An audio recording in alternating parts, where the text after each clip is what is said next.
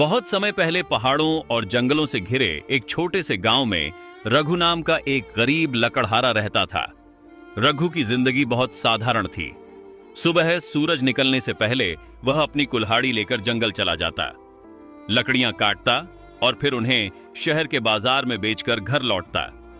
उसकी कमाई बहुत कम थी, पैसे इतने बस किसी तरह खाना बनाने और पत्नी बच्चों का पेट पालने के लिए ही होते थे। लेकिन रघु का एक गुण ऐसा था जिसने उसे गांव वालों के बीच खास बना दिया था, उसकी ईमानदारी और मेहनत का गुण। रघु का घर मिट्टी और लकड़ी से बना था।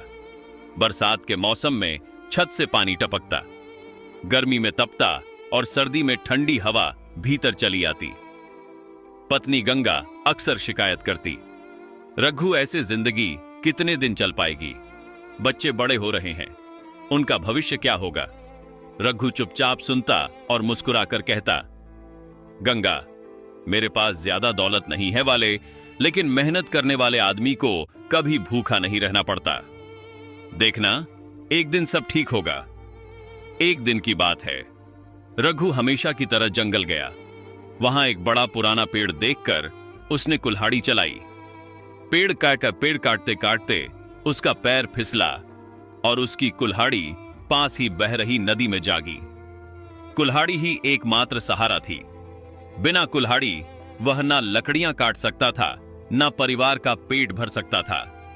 रघु घबराकर नदी में देखने लगा, पर पानी गहरा था, उसे कुछ दिखाई नहीं दिया। वह नदी किनारे बैठ गया और सिर पालकर रोने लगा। हे भगवान, अब मैं क्या करूं? मेरे बच्चों का क्या होगा? अचानक नदी का पानी चमकने लगा। पानी से एक सुंदर देवी निकली। वह नदी की देवी थी। देवी ने मुस्कुराकर पूछा, क्या हुआ लकड़हारे, तुम इतनी दुखी क्यों हो? रघु हाथ जोड़कर बोला, माता, मेरी कुल्हाड़ी नदी में गिर गई। मैं गरीब आदमी हूं, मेरे पास दूसरी कुल्हाड़ी खरीदने के पैसे नहीं है। अब मैं अपने परिवार का पेट कैसे पालूंगा?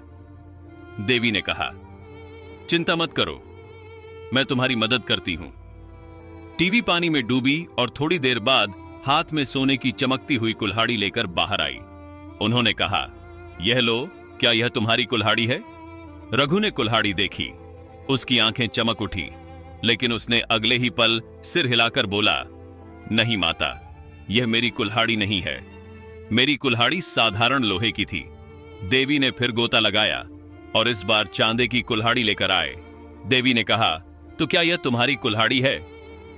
रघु ने उस कुल्हाड़ी को गौर से देखा और बोला, नहीं माता, यह मेरी कुल्हाड़ी नहीं है। मेरी कुल्हाड़ी पुरानी हो और साधारण थी।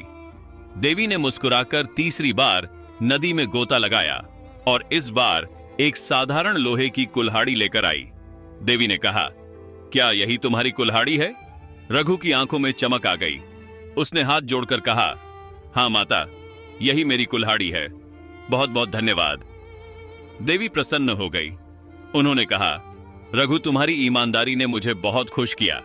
अगर तुम चाहते तो सोने चांदी की कुल्हाड़ी ले सकते थे, लेकिन तुमने सच कहा, इसलिए मैं तुम्हें यह तीनों कुल्हाड़ी देती हूं। रघु ने आश्चर्य से देवी की ओर देखा। उनके पास अब सोने, चांदी और लोहे तीनों कुल्हाड़ी थीं। देवी ने आशीर्वाद देते हुए कहा, जाओ रघु, अब तुम्हारी गरीबी हमेशा के लिए दूर हो जाएगी। तुम्हारी ईमानदारी ही तुम्हारी सबसे बड़ी ताकत है। रघु गांव लौटा। उसने सारा किस्सा अपनी पत्नी को सुनाया। गंगा की आंखों में आंसू आ गए। धीरे धीरे रघु ने सोने और चांदी की कुल्हाड़ी को बेच दी और उससे अच्छी जमीन खरीदी।